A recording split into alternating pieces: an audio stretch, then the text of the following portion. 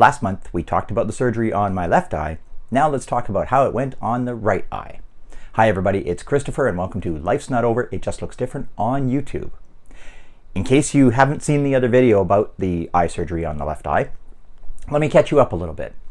So my eye doctor, actually a few eye doctors now, have been concerned about me developing glaucoma. And they've been concerned about this for a while. They've had me on drops and tried one kind of drop that didn't work. They put me on a different kind of drop that hasn't been working to the doctor's satisfaction. So he put me on a third drop actually. That one was really bad. It was drying out my eye. It made my eyes feel gritty and whatever.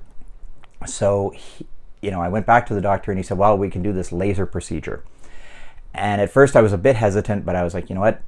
I'll take a shot with this laser surgery over this dryness and grittiness any day, because if this really goes well, I'm not going to need to use eye drops for quite some time. He didn't say forever, he said, but I'll get a good long run out of it, that if this works, this will be really good for me for a number of years.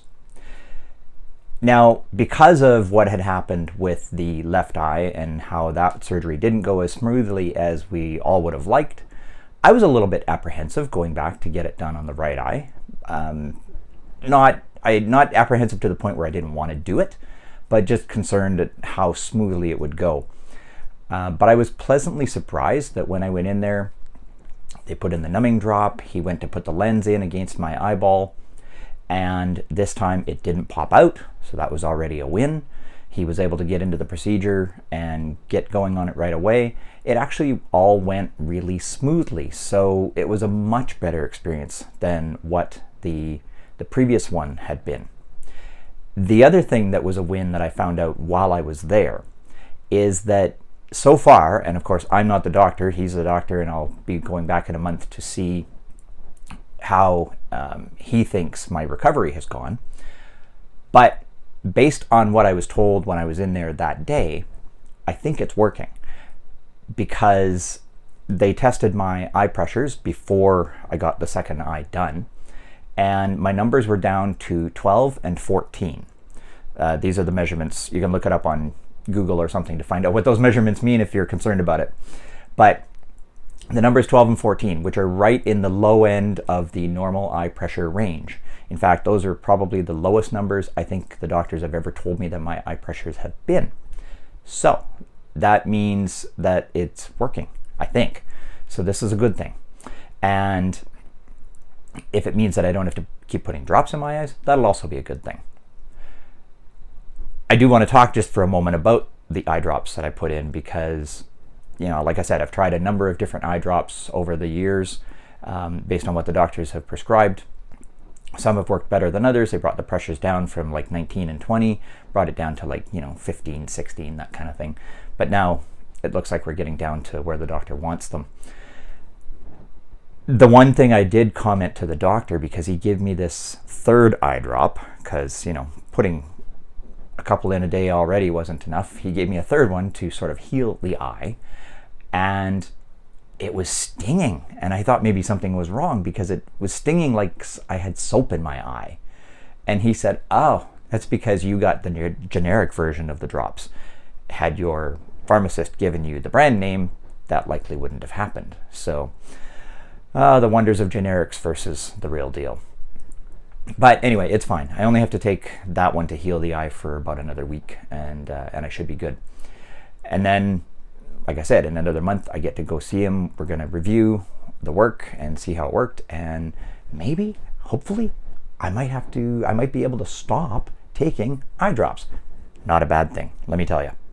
One of the other things I want to share about the day of getting the second eye surgery done was it was also really interesting to me that on my Uber trip there and my Uber trip back, because this clinic is way across town from me and I didn't feel like trying to figure out the transit routes, etc., so I took Uber there, Uber back. Both Uber drivers, with both of them, I got into a conversation about sight loss. On the way there, the first Uber driver saw my white cane And so he said, do you mind if I ask you some questions? And I said, no, of course. I'm always an open book. I used to do presentations about sight loss. I love talking about it. This is an open invitation, even for you as a viewer of this video. If you want to drop a question into the comments below, or if you want to write to me at christopher@lifesnotover.ca, I'm more than happy to take your questions. I'm not an expert, so I'm not going to give you any medical advice or opinions, but if you have questions about my life related to sight loss, I'm a pretty open book. So when this gentleman in the Uber asked me if I was willing to answer a few questions, of course I am. And his question, he told me that his wife was or is losing her eyesight, and her eyesight is getting progressively worse. She manages well around home, but she doesn't go out much, partly because there's a bit of a language barrier. Her English wasn't as good as his. That's what he told me. I haven't met his wife. But he was asking, is there things that she could do or apps that she could use? And so I was very happy to tell him about Voiceover on the iPhone. He said that his wife was an Android user, but he had been thinking about an iPhone 4, and I sort of solidified his opinion that, okay, yes, he was going to go get her an iPhone. So that was great. Using Voiceover, absolutely. Then I told him about Seeing AI, the app developed by Microsoft, which is a fantastic app because it reads text, it reads currency, it helps to recognize faces or give a description of people's faces, these kind of things. So it's really handy in those regards. So those are a couple of things that I shared with him. And of course, one of the other questions that I had for him was to ask if he had been to CNIB, the Canadian National Institute for the Blind, to see if there was anything that they could offer for help. He said that he had been there with his wife, and they would stay in touch with them, which is always a good thing too, because they've got excellent tools and resources and great people there that if any of you are watching this video and you or someone you know is either developing sight loss or has sight loss and hasn't tapped into those resources, I encourage you to do so. On the way back from the doctor's office after the procedure, the second Uber driver, noticing where he had picked me up, he said, "Oh, you had an appointment with the eye doctor?" And I said, "Yeah." He said, "Do you mind if I ask what is everything okay?" And I said, "Yeah, everything's fine." And I told him I had this little surgical procedure done to counteract the effects of glaucoma and hopefully not develop glaucoma.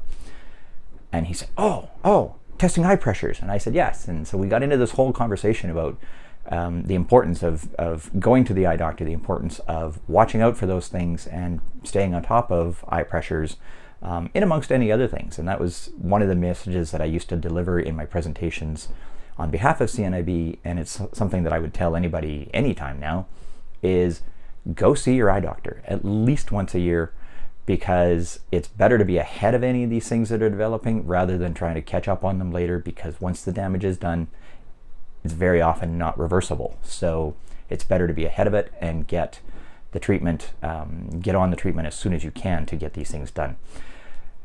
In my case, with this procedure and the drops, yes, my pressures are high. I don't feel any ill effects from my vision, as far as I don't feel like I'm losing any fields as far as my right periphery, left periphery, anything like that. So I don't really feel like I've been affected by the glaucoma, even though the doctor says that I do have it.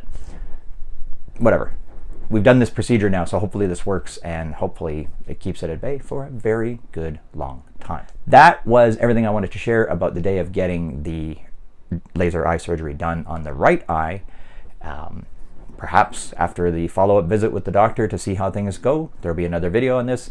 But of course, I'll have more things to talk about related to sight loss, my life with CVI, and my life with hydrocephalus.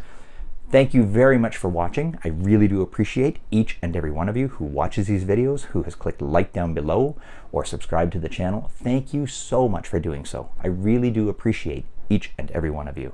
And I hope you have a wonderful day.